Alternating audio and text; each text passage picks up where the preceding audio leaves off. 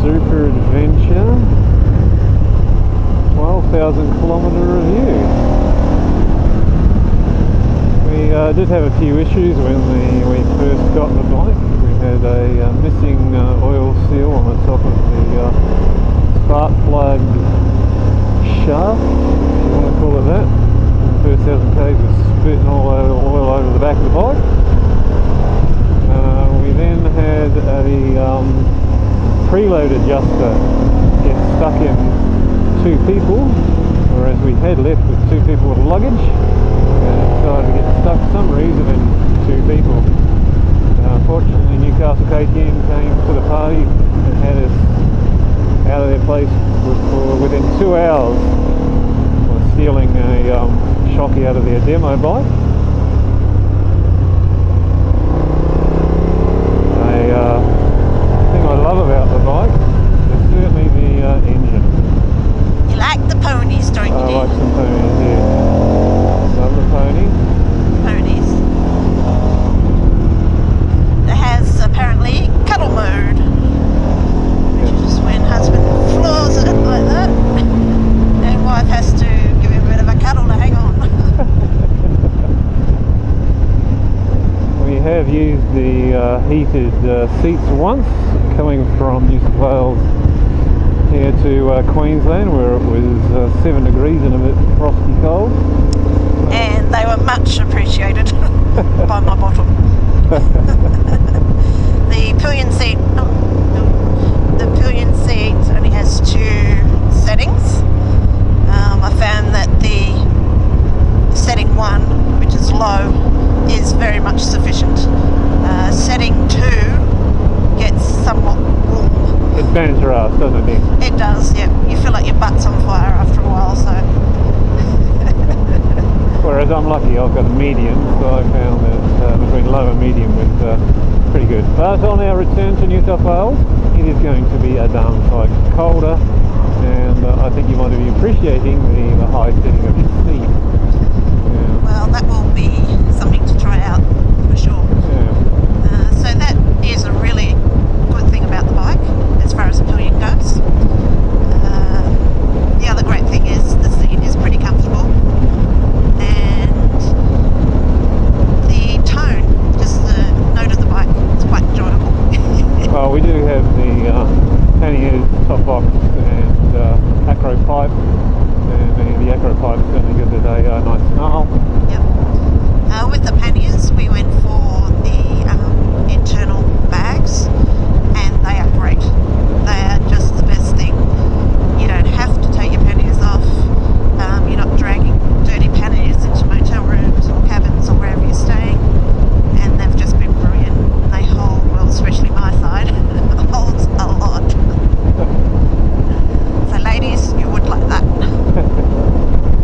Going to the more technical side of the bike with its electronic suspension, I suppose the one thing that I would say straight off is that in comfort mode, I would love a comfort mode to be closer to what is off-road mode. So in damping settings, which are down here and switchable on my bar, off-road, we do actually spend a fair bit of time in off-road, because most of the roads here in Australia are pretty average, to say the least. And if you start pushing the bike a little bit in off-road mode, you just end up too pogo-y. You got to go to comfort. And comfort is alright on a section like this, which is nice and smooth, but once it starts to get a bit bumpy, a bit choppy, I need something between comfort and off-road. Yeah. It's not the anything bad about the bike as such. It's just the conditions really of the roads here. Yeah. They vary from crap to very crap, really. This bit's alright at the moment. Yeah. But yes, well there you go, we're still in sport at the moment because it's a nice piece of road. We do use sport, we do use street, but we spend most of the time in comfort, and when actually touring, we spend a fair bit of time in off-road as well.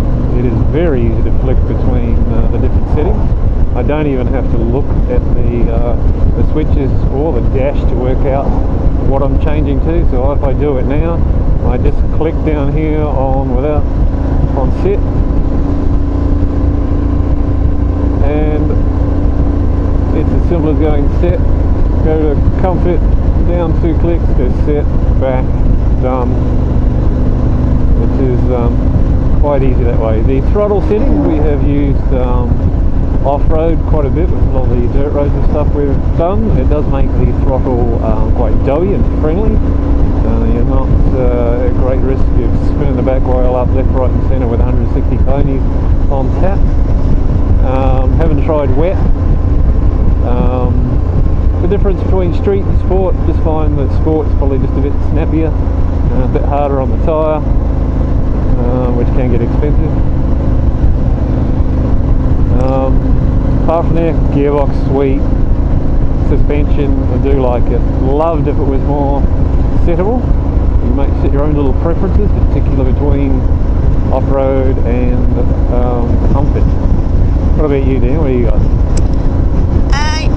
As being the pig on the back here, I can feel the difference from time to time, and then other times I just can't. But yeah, it's a great option to have, to be able to on the fly be able to change the settings. Obviously, for you riding the bike, gives you more confidence in the bike. The only issue I really have with the KTM Adventurer is the bloody grab rails. They're just in a really awkward position, and I'm finding it hard to get used to actually when I need them, because most of the time I'm not really hanging on. I do tend to hang on a bit with sort of my feet, just gripping the bike with your boots, and yeah, just the grab rails, when you do really need them, it's hard to sort of grab them. I was spoiled on our previous bike, which was the Triumph Tiger 955i, which had just the best grab rails and the best seat in the world. Anyway, that's my thoughts. Others might be different. The sister-in-law, I took my sister-in-law for a ride, and she did agree with you in terms of the grab rails being difficult to access. Yeah, that's one little thing. Wind protection from the screen is quite good. It's one of the better ones I've had. Small amount of buffeting. I do have the seat on its highest setting, so I am putting myself up there. I find it certainly one of the better screens that I have ridden with. And it's adjustable too, isn't it? Yeah, it is. I've got it on the highest setting at the moment, giving you the most amount of protection. There's a bit of cuddle mode, see one way to get honey to hang on.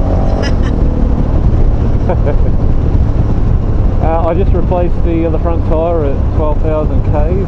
The rear one was cooked a lot sooner than that. Got quite good wear, I must admit, on that. The KTM is very similar to my Tiger in terms of quite light on the front, not especially hard on front tyres.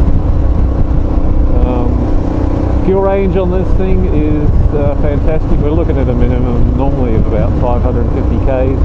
If I'm a little bit more gentle on the throttle, we've done some fuel runs that would have made us into the 600 range. I mean, it does drop down if you're in the twisties and start giving it a bit of a hard time, but at a minimum, I'm looking at least somewhere between 500 and 550 if I've been a bit adventurous, and less if you're really adventurous. Seating position, there's a lot more leg room on this bike compared to what my Tiger was. The pegs are certainly lower to the ground. I do touch the pegs down on this more than I did on the Tiger. The Tiger's pegs were higher. We do bottom out on this. This is one of the things that I will be looking into in terms of looking at regassing and respringing the bike when two up with panniers, which is most of what we've done for that 12,000 kilometres. Has been two up with panniers. When you're in the twisties and I am pushing it, I do have to back off for those certain corners that it's got that right sort of bump in it, where yep, you bottom out for sure. It's a bit undersprung for sure. I mean, we're both in close to the 90 kilo bracket each, but I classify ourselves as a bit average We're not lightweights, we're not heavyweights, but we certainly, with panniers, and we don't have a top box on, I do have to back off. There's one downside to it. Yeah. And one of the reasonings of not having the top box is, although we've got one, is basically it pushes me too far forward. I feel very locked in, and yeah, just no room at all. But you have seen online that you can get an extending bracket sort of thing. Or make an extending bracket. There's someone on the adventure bike site that has made up little brackets and actually been able to push that base plate further back by about 100 mil, so just giving the rider passenger a little bit more space. Yes. So you're not so squished up. Yep. Cruise control on this. I've never had a bike with cruise control. I've had throttle locks before, but never actually a cruise control, and I must admit, and I have said it many times in this 12,000k so far, here in Australia there's some big distances and some big boring bits of road. That cruise control is fantastic. I do love it. It just takes that out of boring stuff. Watch, I'll click it in here now. Just a matter of going, click the set, click set, there you go, we're done. We're on cruise control. Same as your car, I can go up in pace, I can go down in pace, I can dab the brake, turn it off, I can hit set, reset, and set it back to the previous pace that I was at. It's just something that gives your hand a break, particularly when you're doing bigger distances. It's not something that I use around town. It won't turn on, I don't think, below 60 k's an hour anyway. But in the longer distances, it just takes that strain out of your hand of just trying to sit on 100 or 110 k's an hour constantly for hours on end. Well, there we go. I think we'll call that a bus. Is that enough for you, dear? Yep, that's pretty much. Most of the bases? We do love it. We do love it. It's and it's different. You don't see a lot of them around. True. And yeah, obviously 12,000 k's, we're having a bit of fun on it. Well, I hope you enjoyed that, and we'll try and post some more stuff as we head back to New South Wales soon. Cheers, everybody.